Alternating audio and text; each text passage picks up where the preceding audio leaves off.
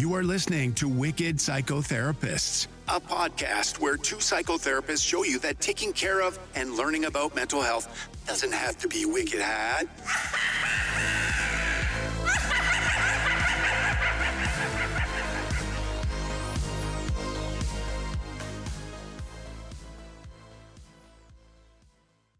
Hey guys, it's Tanya.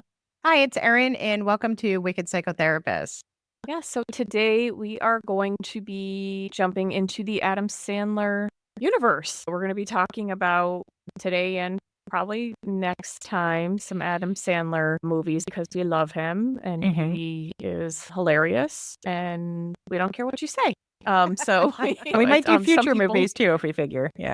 Yeah, for sure, because he's someone I think I grew up just feeling like he was hilarious, and I know he's very polarizing. Some people like him, some people don't, but we here at Wicked Psychotherapists love him. He maybe has some immature humor, maybe he just makes noises sometimes, but that's funny to us. So today we're going to talk about the movie Mr. Deeds from 2002, where it's apparently, we just learned this is a remake of a Depression era movie called Mr. Deeds Goes to Town.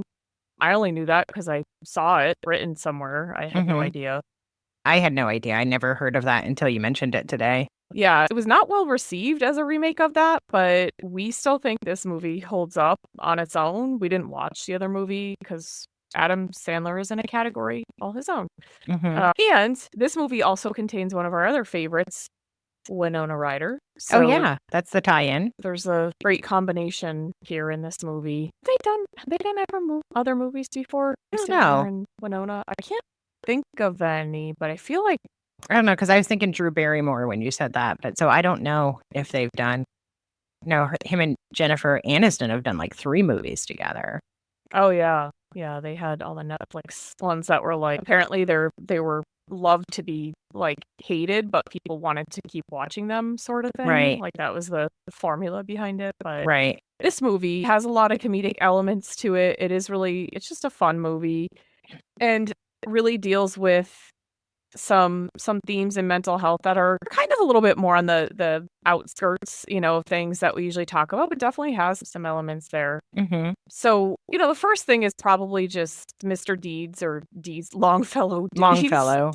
Did they ever say why his name is Longfellow? Maybe it was just something to be a little fancier, or because his mother knew who his uncle was, or I don't know, maybe it's some family name. Like, oh, great, now they're going to know my name. Yeah.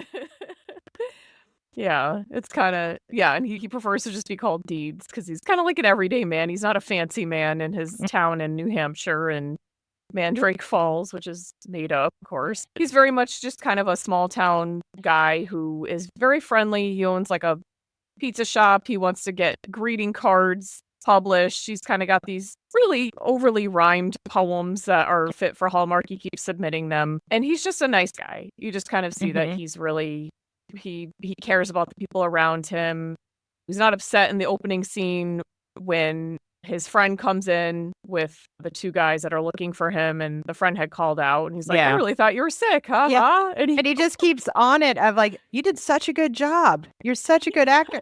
Like just such positive praise instead of like most bosses or friends would be like, oh my God, you left me hanging. What a jerk, but. Or like you're fired or like you can't do that again. But he was just like, like that was a great performance. It really shows his character that he's got a good heart. He's very much, cares about people first before money and connecting with other people. And he's got a good relationship with them. Right. Yeah. And so we kind of see that we also see that he, unbeknownst to him, he is related to some, media tycoon who's worth billions of dollars who passes away on a mountain, frozen. On Everest, he gets on the, and he's like, I like how they depicted it too. It's just like he's just hugging. He's frozen and so happy he made it, but just a popsicle now. And he goes out doing what he wanted to do. And he's got some characteristics of Deeds, right? You can see how they're related. They really want to do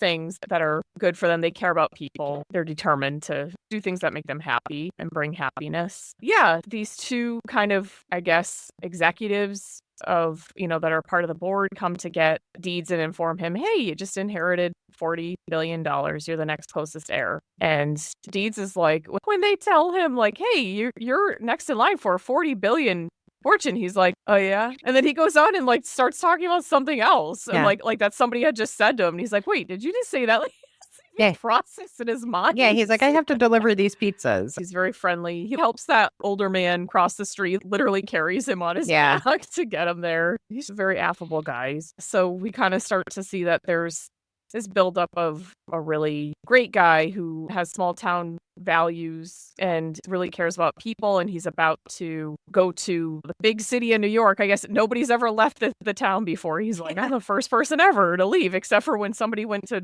Disney World or something. And then like it's a big parade, everyone, or something, like everyone's just like big event for him leaving. Yeah. It's like nobody ever does that. And then but I think it's in a helicopter. But then also you wonder if other people would have had quite the response, or does Deeds, because he's so well liked and just pretty, just such a big part of the community. Yeah. But then he reaches New York and kind of is just really friendly to everyone. He gives them hugs. He doesn't like shake hands, even though they're like these corporate types or like people that are kind of around the house that are very much kind of not used to being treated in such a friendly manner. And he's just, he just treats everyone the same.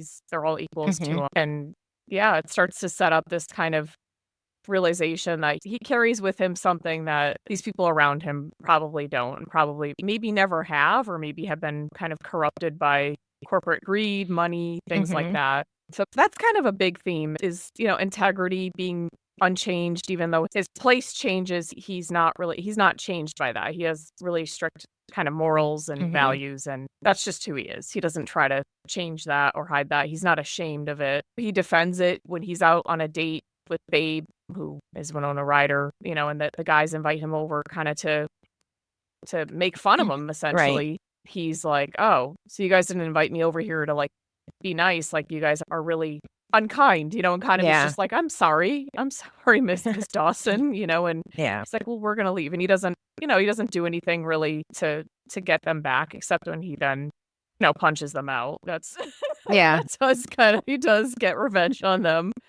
But yeah, he just shows that he's a good character. He can't really be changed by that, even though he knows he's inheriting $40 billion, which is not just life-changing money, it's generational life-changing money. Yeah. So he's not changed by that even. Yeah, what other themes do we have kind of cooking up with Mr. Deeds? Well, there's the empathy, like his huge bit, like that he has, like, and probably dealing with how it seems like everybody at his uncle's company, they're more driven by greed or power, and trying to navigate that and trying to figure out who he is, like outside of a lot of self-identity, trying to figure out who he is outside of what is the name of the town he's in? Mandrake Falls. So he's trying to find out who he is outside of Mandrake Falls, and being in the big city and trying to acclimate, but also not losing who he is. And it's interesting too, like he never seems like he really gets angry at the people like that he's being exposed to. He's just like, all right, I understand, kind of almost understanding why they're acting certain ways, but I don't know. Yeah, and I almost kind of wonder, and this is, I have not seen the movie that this was kind of, I guess, based on, or a remake of, or like a loose remake of in the like 1920s. Oh God. But I wonder if it was during the Depression era, if it was kind of more of a thinking of like, hey, being a good person as opposed to capitalism is better, because there was a lot of maybe, I think, thinking that had to go around of, we don't have very much, but you can be appreciative of what you have. But also it's like a lot of the corporate ethics, and some, like, Indeed seems like he is trying to take responsibility. So even how he tries to go into the boardroom and everything, he's like, hey, I just want to see if there's anything I can do, or how can I help? And they're like, that's not, so they get kind of annoyed with him because it's not how they want it to work. They're in it, they want to make money. They're trying to sell the company, sell the stocks. And Deeds is like, well, I want to try to help this one player, realize that he has to behave and do these other things. So he's trying to really see the ethical part of running a business, because that's how he's seeing it as a business owner of his pizza place. So now he's trying to use that same mindset into his uncle's $1 billion, multiple companies. Yeah, like not seeing that he really is a very caring manager or boss, owner, Right. and really, will give out pizzas for free to people and help people out. But in this instance, this is all about, how much money can we squeeze out of the little person? And I think that's eventually what brings him back to kind of fight for that money. He walks away from it and says, just donate it to whatever you think is worthy. And, when he hears, oh, well, actually, what's his name? Eyebrows. Peter Gallagher's character. I can't think of his name. Cedar or something. Yeah, I think Cedar. Mr. Cedar or I don't know, whatever. Eyebrow dude. He was like Chuck Cedar. Yeah.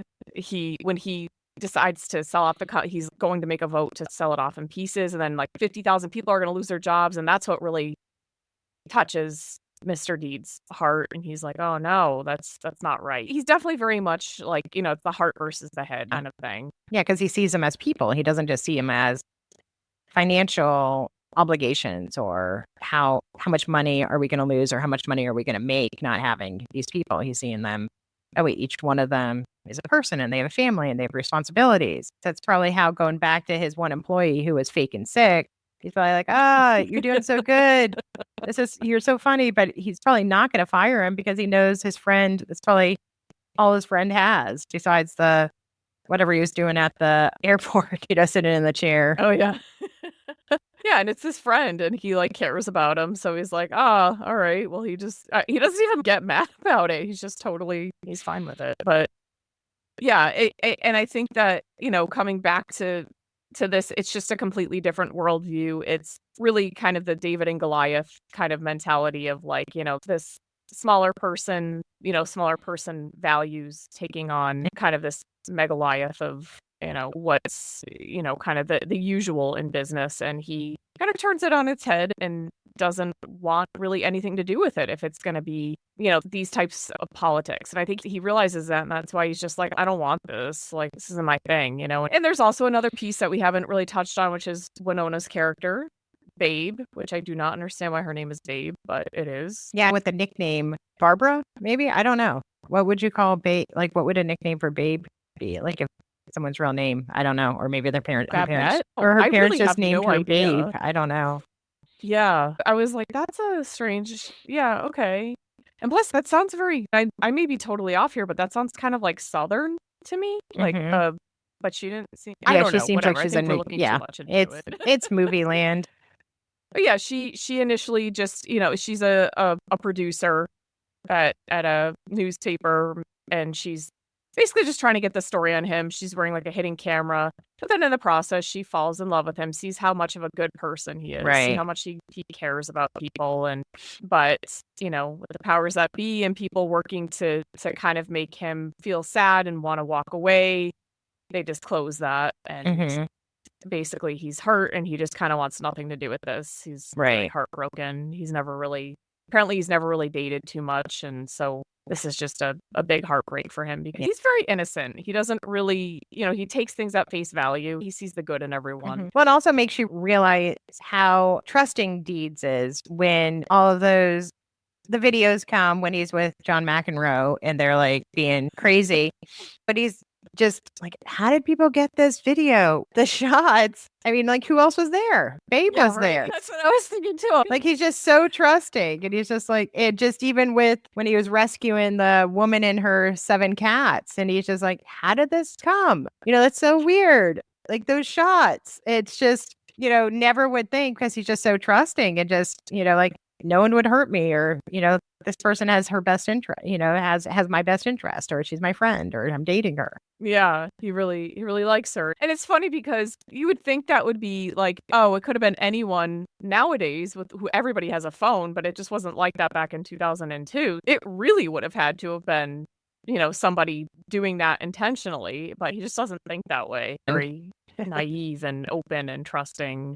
She realizes she loves him, but he figures out, oh, you've been lying to me. You're not a school nurse. With Dr. Pepper. When he brings her back to like her hometown of or Yeah, I think it's Winchesterfieldville, Iowa. that sounds so made up. Although I'm sure there is a city like Yeah. that out there. And then everyone looks at her like they're insane when they go into like the little diner. I remember her as like the girl who had a hump. He's like, no, you had a big hump. Oh, yes, that was me. Yeah. It's like, yeah, because you have to stay with the lie. Yeah. And then they go to the home and she's like, yep, this is where we would, go to the dining room and have the food. And, just afraid he's like, these three like young kids let them in. It's a really, it really does show there's so many instances where he could have noticed, hey, this person is not telling me the truth, but because of who he is as a person, he trusts people. He really sees the good in them. He does not see that. And I think when he found that out, it really hurt him. And he really felt like, oh, I can't even be in this place. This is not a good place. I need to go home. Right. And so he goes back and he only wants to go and go back to New York when he hears that, yeah, those people are going to be fired and he cares about that. But yeah, there's a lot of, kind of looking for some of the mental health themes are a little bit of a stretch, but they're definitely there. There's always some there. Yeah, with humans, there probably is. There's always some theme. Yeah. We just wanted to go to Mr. D's because it has Winona Ryder, but then we're thinking we want to kind of switch to Adam Sandler for a little bit too, because that's kind of how our brain works too. Yeah, it's a nice handoff, like Winona to Adam, and yeah. I think it was cute, but I don't think it was as good as she's had with other people. Like, if we go back to our Johnny Depp talks or stuff. Yeah, that was tremendous. I think they had fun together. You could tell it's probably a fun way to work together. And I think it was believable. I think so too. I think they did kind of have more of a friend, like a fun friend vibe kind of thing, but that definitely did work for that because it seemed like he was very inexperienced and that's kind of who he would click with. But yeah, it worked. Yeah, for sure. And I think that it's just a fun movie, I think, to watch and to see. I think for a lot of people, they might be kind of wondering, like, why would he just give up $40 billion? I was one of those because I was like, wow, I would probably take like $1 billion and be like, hey, I'm set for life. And then maybe they could donate the rest or give it to all the employees. I don't think I'd want the whole responsibility or to stay in New York or the whole responsibility of managing that because that seems like that would definitely change. Then you'd have to be in New York. But I mean, I don't know, for him to say, it sounds like he really likes his life and he really sees the value of like connecting with people, but there is a reality no matter what. You do need money. I mean, maybe not $1 billion, right? But you need some stuff, like even just to help people, you need money. So and especially because it does seem like a lot of his heart is how can I help people for free? So why not figure out a way that he could have some of that? Maybe not $1 billion, maybe something less because maybe that feels too much. But figure out a way like let me make sure my business is paid off, and how can I start a nonprofit giving free pizzas away or something, whatever it is that he wants to do with that. Or like a, community center for his town or for like other places or something like that would have been right up his alley, I think. Yeah, definitely not leaving the town, because it's scary for everybody. I'll just donate it to whoever, and I mean, so I have a logistical question. This is probably so stupid. I don't know why I overanalyze stuff that is not real and does not matter. Okay. In the early 2000s of it all. But so he donated, he said, just, what do you recommend? And they were like the United Negro College Fund, right? Which I do not believe that's what it's called anymore. But, that was what it was called back then. And, or I don't know, maybe it is. But so that money, you see the guy open it and he's like, he just like face. He's like, that's like life-changing money for them. And, in terms of like for any program that would be crazy, So it's already donated. So when they figure out that the butler is actually his like, secret love child or whatever, what money is left? None. Because it's already given away, right? Well, no, I would think that check would bounce because then it would all go back to the original, to, the sneaky guy. What is his name? I'm very sneaky. The guy who's the father, who's the son of the uncle. Oh, Emilio? Emilio, the butler? yes. Yeah, but why would it? I mean, because it was there, and they thought at the time it was his, right? And So, I mean, it would be sent to this. I know this is completely ridiculous. I am like trying to find out. And Yeah, I don't know. Logistically, they'd probably have to take some of the money back or tell the nonprofit, the corporation, like, hey, I know we just donated 40 million, but we're going to have to change that a little. I mean, I would think so too, but I think that once that's a donate, like that's kind of hard to get. I don't know. I mean, I'm sure legally, like in real life, if you commit to a donation, you probably have to give it, but I don't know. Matter if it's, like, but then again, maybe because it wasn't legally right source. Yeah. Yeah. So so Deeds really didn't have any say on how the money could be donated or couldn't be. Then they'd be like, oh, well, that's actually null and void. You have to this isn't really, this isn't crappy, really, You get excited and then you're not. Yeah. Yeah. And then Emilio decides to give him, he's like, what can I give you? And he's like, I just want to be your friend. He's like, what about $1 billion? He's like, all right, I'll take it. And I was like, okay, why would you not take that? Well, maybe because it feels different because now this is his cousin. What is it? What is he to him? So he was his great uncle, I think. His great uncle has a son, and then that would be his uncle, right? I don't know. He's the great nephew. Yeah. And then I have to like draw this out. And then he's the son. Yeah, I think it would be. So Tanya's doing a family genogram. Genogram. Don't know. She'll have to raise it up so we can see in case we do a clip of it. On a scribbled piece of paper. So if anyone knows, would Emilio be the uncle or the cousin? Or this, I can't, my brain is not, I can't think of it. Maybe he accepted the $1 billion from him because it feels less slimy. It's not from a big corporation. It's from someone really kind. And someone who he knows is going to keep his father's, like someone who really cared about his uncle, great uncle or whatever. Who's, Emilio's father. Like he actually really admired him, along with feet and stuff. Yeah. So he knows that this is coming from a good source. Yeah. Place. So that does kind of change it, and I think that also speaks to Mr. Deeds' ethics and his morals of this doesn't feel so bad. And he's like, all right, I'll take $1 billion, kind of thing, which I gotta say, if I were in his place, I don't think I would have been that ethical. I would not have been able to keep all 40 billion. I don't think that felt good with the way things were. But I think I wanted to ensure that this was a corporation that maybe was functioning in a different way. But I think you can get really caught up in that. Yeah, you don't want to have to start being in control of it. Yeah. And I think it maybe would have just been better to be dismantled and make sure everybody kind of gets their, fair share kind of thing. And not just the shareholders who are like, I need my money. Yeah. All I care about is money. Yeah. But I definitely would have wanted a little bit of it, like $1 billion is like by far more than enough. But say even like a quarter of that would be amazing. Especially I can't imagine that things are too expensive in Mandrake Falls, New Hampshire. Yeah. Yeah. Babe and Mr. Deeds are together. And then, they just seem to be pretty happy with their life together. I have to say, I think I would prefer to live in Mandrake Falls. Like, I think it would just be nice to have the option to go places, but I've never been a big, like, I need to be in New York and, I need to, like, make money and be around people who are, like, important because they make money. Right. I haven't either. Sometimes I wish I was that person, but I like just being slow and one with nature and less stuff around. Yeah, no, I feel like because then you're just really living for this something that's like impermanent. I don't mean to sound all Buddhist-y, but like it is. It's very impermanent. Sure, money can improve your life to a degree, but it's also, past a certain point, it's in being able to appreciate it. That's just my own personal feeling. I think you feel the same way. Yeah. Yeah. Yeah. But yeah, this was a really fun movie, really fun introduction to the passing of the Winona torch to Adam Sandler. We hope you feel the same way. That you really like this Adam Sandler beginning. Yeah, and there's plenty of Adam Sandler movies to go. So let us know if there's any. I did want to read the last poem, the Hallmark card. Okay. So like the chicken parm one.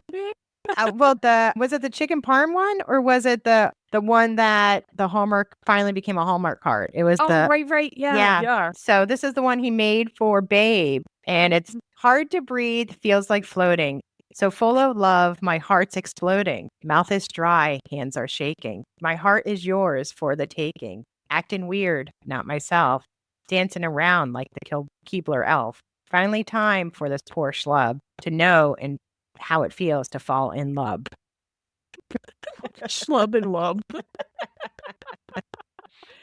I think that's awesome and amazing, and how they have different people reading it and being like, "Oh," and like all like, "That's great," because it really is nice. Schlub and lub. Schlub and love, because nothing rhymes with love, so you had to figure out. Yeah. And I thought of something. His style of poetry is very much like he's like, maybe my poetry is not for everyone, but there are some people that like it. And I think that's kind of his philosophy on who he is. Yeah. I'm not going to change because you think that this is the way to be successful and the way to be smart and kind of hoity-toity. Instead, I'm just going to be myself. And I love at the funeral, like when Al Sharpton is like saying, he's like, oh, well, I had to follow like Grand Rapper, whatever, but I think that was fun to have that. It's a good movie. I like it. It was nice to revisit it and kind of see some of the things with Adam Sandler when he goes New England. I enjoy that when he does like a New England accent because he's originally from New York. Is he? He's I thought he was from New Hampshire. He's from New York? Now I don't know. Now I don't know. I may have mixed that totally up. I don't know. Yeah, I have to look it up now. So I'm pretty sure he's a New Englander. Oh, is he? Okay. Yeah. I thought maybe he's just he's from he's from Manchester, New Hampshire. Oh, okay. So he is well, I appreciate. So he all around. That's why we love him. He was born in New York, but then I think he was raised in New Hampshire. Oh, okay. So he's got some that's what what mix there. That's what the quick look did. Yeah. I think I knew that because everything I've ever read about him is that he's like from New Hampshire, so he must have grown up in New Hampshire. Because he definitely has like that. He does the accent. Yeah. And like he just kind of like that, kind of like stereotypical, but we can say maybe is true in some instances, kind of gruffness where he's just right. Kind of shouts and, just very, very kind of unique personality, which we find endearing and charming. And we ourselves understand. We are, have been surrounded by it or are surrounded by it. Well, it's a lot of loud people. Yes, for sure. Yeah. But yeah, it's very much a pride thing, New England, with the Pats and the loudness and the Dunkin' Donuts. To know the stats, he moved to New Hampshire when he was 6 years old. Okay. So he's a New Englander. Yeah, for sure. 6 and on is he's a New Englander, yeah. And he does. And he also in his movie Hubie Halloween or whatever, I think that's out in Boston. I know it was filmed in around like Salem or around that area, Massachusetts. Right. And he definitely has that accent in that. And I just think it's just hilarious too. It's probably another draw of why we love him. Yeah, well, almost all his films are New England based. Probably New Hampshire based. Yeah, he's probably less expensive to film there. Yeah. Yeah, and I'm sure he probably knows people that he includes and friends and extras. And he always includes his, like we were saying, his cast. It's usually a lot of the same people, which I think he uses very well. He has like his same, like there's usually like pretty much everybody who is in Grown Ups seems to you see them in all of his films previous and after too.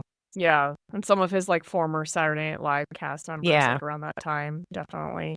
All those people, but yeah, he's great. He's a treasure to us. And again, if he's not your thing, then that's fine. But we love him. Mm-hmm. I think it took me a while to get to really embrace him, but then I was like, okay, I really like him. He's really funny. Yeah, it's tough because I remember the first movies I saw with him were like I saw him on Saturday Night Live, and I was like, oh, he's kind of funny, but like I didn't really get the just like kind of shouting at people thing. Yeah. But I was like, that's kind of like that, and I kind of get it. Yeah. But then he did, I think the first movie I saw was Happy Gilmore. Yeah. And I was like, he is so obnoxious, but like I couldn't stop laughing. Yeah. I just loved it. Yeah, that was good. That was good. He's somebody that I think whenever I see his face, he always makes me wanna watch that. Yeah. In his basketball shorts and t-shirts. Yeah. He's a very casual person. Whenever there's like I don't know how I don't think these are staged actually, because some people do staged ones, but he's pretty down to earth. He does kind of just walk around and whatever clothes shows up to award shows and just like shorts. Yeah. So I like that too. That is pretty cool. And some of his kids are starting to appear in some of his movies or like their own movies. Like one of his daughters was in a movie recently. I am blanking on the name, but it was on Netflix and I think it was pretty well received too. And a couple of his daughters have made appearances in some movies. Mm-hmm. And his wife is an actress too. She's in almost every one of his movies since they got married. Yeah. I didn't know for the longest time that was his wife. And I was like, why is she always in there? And then I realized, I was like, oh. She never has huge parts, but she's in like almost every one of his. I think her name's Jackie. So should we move on to, I'm trying to think of a fun question to ask. Yeah. Okay. So if you had the choice between living a life in like a small New England town or just a small town where you felt really connected with people with no money, or if you went and lived and had to run a corporation but got a high amount of money, but would still have the choice to be able to return, right? And kind of to these small towns and to travel. What do you think you would choose? I think I'd probably choose to work in the city and then go live in a slower, smaller town, if that was an option. But if I had to live in the city full time, but I guess if you're that rich, you get to live in like a really nice place. So maybe it wouldn't be so horrible. You could take your helicopter. Yeah, I would take my helicopter. I wouldn't have to worry about traffic. I could leave the city if I want. So I would probably choose the city, but as long as it doesn't change who you are too much. But I don't know. It might be appealing for a little bit. I think that's the thing. I mean, like, how much would it change you, kind of just having that going back and forth. But I'm with you. I think I would try the city job and kind of see, is this, or just like save up some money from that for a couple of years and then return back. Yeah. Like, I don't think I could do that forever or even like longer past like a few years. I think I'd go get some money and then come back and be like, all right, and try to because I grew up in the town. I grew up in the small New England town and I'm not there. So for a reason, because things don't change and it's, it's nice to drive by and see it when you go back, but it's, it does kind of, time does stop sometimes in those small towns. Yeah. And it is good to get away. I mean, and to have that experience. I think with the way Mr. Deeds had it, or Deeds, I don't know, he goes by whatever, that he just had such a connection, such a community. And I don't really feel that way about, no, I feel it. Yeah. When I go back, I don't feel it, but maybe if it was somewhere else or something else. Yeah, but I definitely wouldn't want to like spend the rest of my life in the city and doing that, because I think that would probably change you. But I would give it a chance to kind of say, hey, maybe I can make some money and invest back in something smaller that's closer to my values, kind of, so I wouldn't lose myself, kind of thing. I know that sounds like a silly question, but just given the movie and the way it is, I guess if we could pick, and I bet appeals. And I guess if we could pick which city we lived in too, that might make it different too. Yeah, that's true. Because there's certain cities I don't think I'd want to live in. Yeah, I do not like big cities. I don't either. I'm not a big fan of it. Really increases my anxiety. So there's that. Yeah, I think it's cool to experience it for a few years. That would be pretty nice. But I would not. That'd be nice to just kind of make some money and get out. Yeah. But usually people end up getting caught in it and keep going and keep going. But I don't know. I think you and I would be pretty grounded, like being like, this is enough, kind of thing. But yeah. So. We hope you enjoyed this discussion on Mr. Deeds and Adam Sandler and Winona Ryder. As you can tell, we are huge fans. We will never stop being it. And we will probably bring up other people like we have with Cher, that you'll just get to know all the different. Yeah, so maybe now it's Adam. We'll find out different things about Adam Sandler. We get hyperfixations on people, and we will continue to do so. And this is not limited to, anyone. We'll continue to bring up people and be like, and then just hyperfixate. And then you'll see them. Then you'll see us do a show on them exactly a few weeks later, and you'll be like, oh, okay, I remember them talking about. So keep that pattern in mind. Yeah, I'm sure you already have. That's how a few of our things have come up. Yeah. And that's the best way. It comes up organically. We very much, that's how Erin and I work. Even the whole show. I mean, like our show, it's morphed a little bit because originally we were going to be very straight talking about therapy health things things. and just all like, how does this work? Let's explain therapy and trends. And then we're like, okay. And then we just happened to talk about shows and we're like, this is fun. Let's go. What do we like? We like 80s and 90s and we like other stuff. And then we like comedy. So then it started to morph into that naturally. And I think we've kind of found our groove with this, even though my husband calls us Siskel and Ebert. I don't mind that. That's okay. I mean, they made a lot of money, so I'm fine with that. Yeah, I don't mind just talking about movies and shows and just, because we're always we're not just evaluating if we liked it or not, although that comes along, but we're always trying to like squeeze out mental health themes that maybe you wouldn't have thought of. So that's our perspective. We just like to talk about it. So yeah, and it's fun. And I think it works. And I hope everyone enjoys it. Yeah, I think so. I hope so too. And yeah, let us know if you have any suggestions or anything you'd like to see us do in the future. Any comments, any reviews, greatly appreciated. Yeah. Sorry, and we're not just stuck on the 80s and 90s and early 2000s. So if there's new shows, you'll see like we have done new ones. So if there's anything on any of the streaming stuff or anything that you're like, hey, have you seen this movie or this show? Let us know. Yeah. Love to hear. And follow us on socials. We're on Instagram, Facebook, and now YouTube. So you can see our faces just fully engaged. I know. And we got our first comment on YouTube too. Someone actually said they liked our video. So that's pretty exciting. Thank you, person. Thank you. We appreciate that. No, we love that because it's a new realm for us. We hope you like this and give it some thought or just have some suggestions for the future. Yeah. Well, thank you. And don't forget, stay wicked. And keep your mind well. All right. Have a great week and we'll see you next week. Bye-bye. Bye, guys.